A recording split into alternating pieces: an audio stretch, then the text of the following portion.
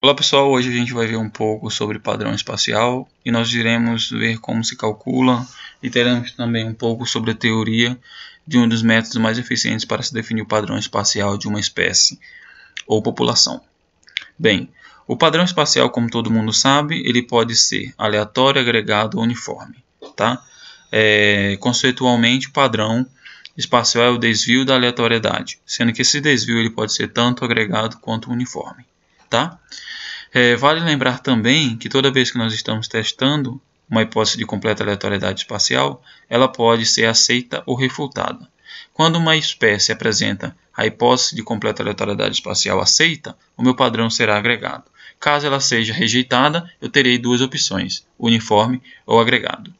Existem diversos métodos para se calcular o padrão espacial de uma espécie ou população. Só que esses métodos eles se agrupam em três grandes grupos. Tá?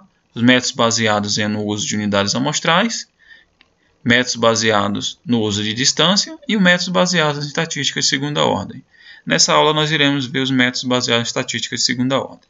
Esses métodos eles descrevem a estrutura da correlação espacial do padrão de pontos baseados na distribuição de distância entre pares de pontos, e esses pontos representarão minhas árvores, e o aumento da distância de análise. Para se definir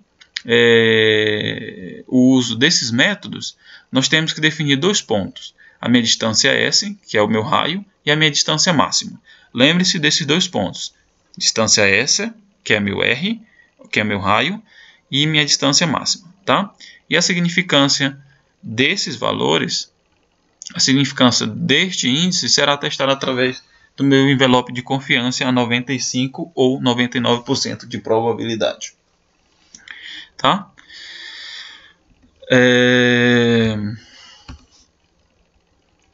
Imagine que para definir, por exemplo, o índice de Pai-Andei, que é um índice que se baseia no uso de unidades amostrais, eu tenho que lançar parcelas em campos. Só que nos meus métodos, através de estatística de segunda ordem, eu não preciso definir a minha parcela. Eu preciso definir apenas uma área muito maior. Tá? Como vemos aqui no título, um dos métodos que compõe esse grupo de estatística de segunda ordem é a função K de Ripley. Tá? Essa função ela vai avaliar a relação entre pares de eventos a uma distância R até uma distância máxima. Como funciona isso? Lembra que eu disse que tinha que guardar dois pontos importantes. O meu raio, que é a minha distância S, e a minha distância máxima. Imagine aqui que nós estamos simulando uma área.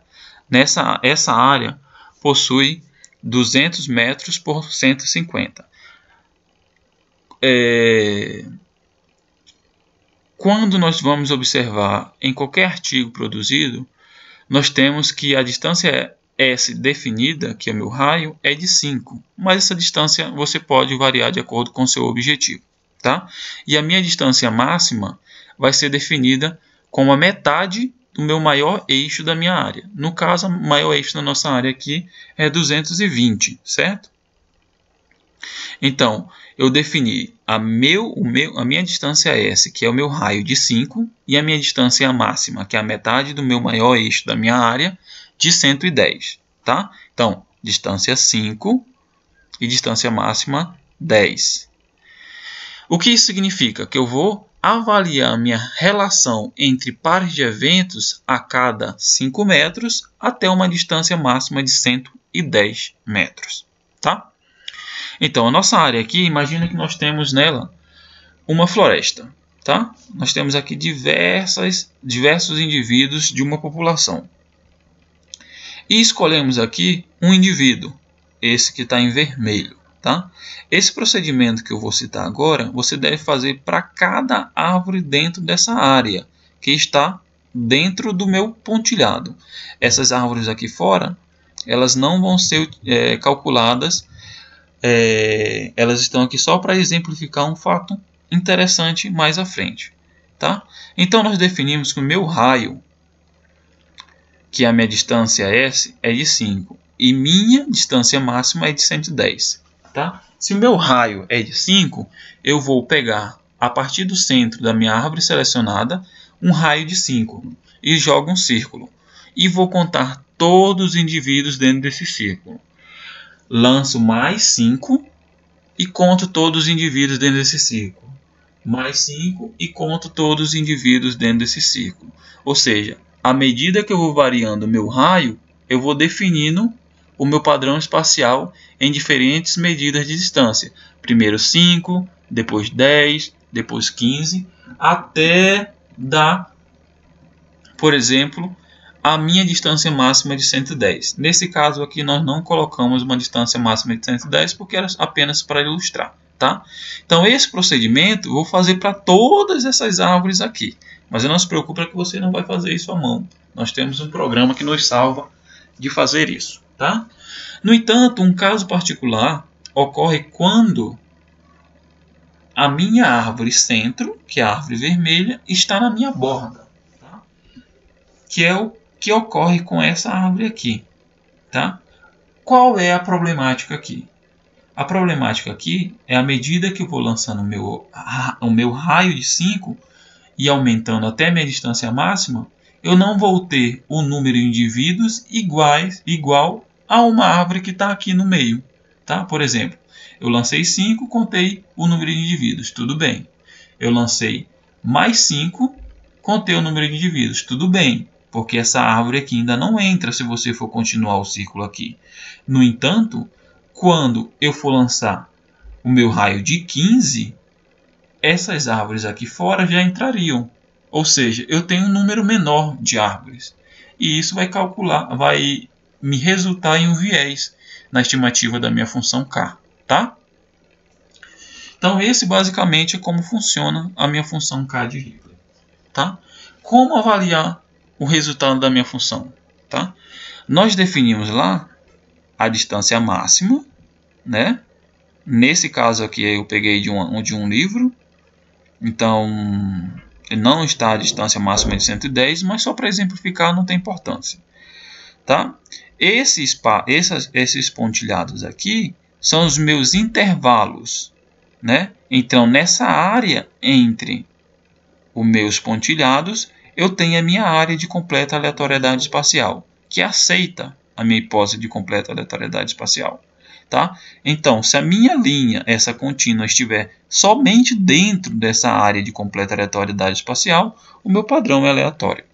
No entanto, se a minha linha estiver acima do limite superior do meu intervalo, eu vou ter um padrão agregado. E se ele estiver abaixo do limite inferior, nós iremos ter um padrão espacial uniforme. A minha espécie, como nós podemos ver aqui, ela pode apresentar vários padrões à medida que eu aumento a minha distância. E essas é justamente uma das vantagens quando comparado a métodos que se baseiam no uso de unidades amostrais ou métodos que baseiam em medidas de distância, tá? Mas como eu obtenho esse intervalo? Tá? Quando eu vou fazer o cálculo, como veremos na aula 2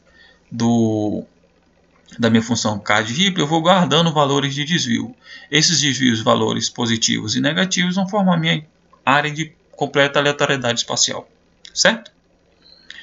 Através de simulações. Geralmente a gente usa 500 ou 1000 simulações, mas a diferença de 500 para 1000 é muito pouca. Na verdade, a gente só vai apresentar uma elevação da função K. Tá? O mesmo ocorre aqui nessa segunda opção. Nessa segunda opção que nós temos um padrão espacial completamente agregado. Se essa linha estivesse abaixo, né, abaixo do meu intervalo inferior, ele seria regular. E nessa terceira opção nós também temos agregado até uma distância de mais ou menos 145, a partir do qual atende a minha hipótese de completa aleatoriedade espacial. A vantagem desse método que possibilita a apresentação do padrão espacial em diferentes escalas de distância, como nós observamos aqui, até por exemplo nesse primeiro gráfico aqui, nós temos uma distância, um padrão espacial agregado até mais ou menos uma escala de 52 metros, a partir do qual é completamente aleatório. Tá?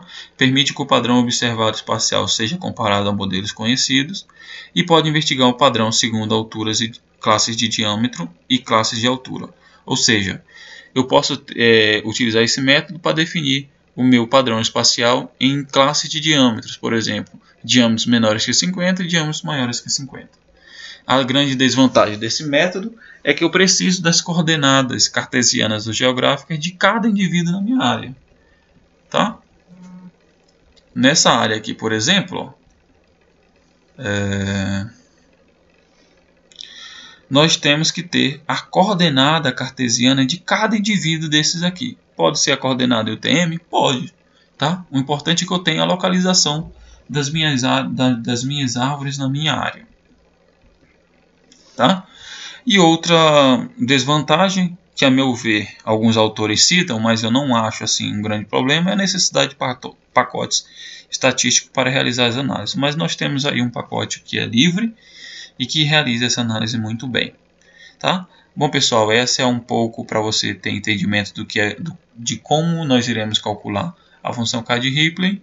E não esqueçam de assistir o vídeo da aula 2, que será muito importante, porque nós iremos calcular a nossa função K de Ripley e nossos envelopes que determinarão qual o padrão da minha espécie à medida que eu vou aumentando a minha distância. Tá? Até mais!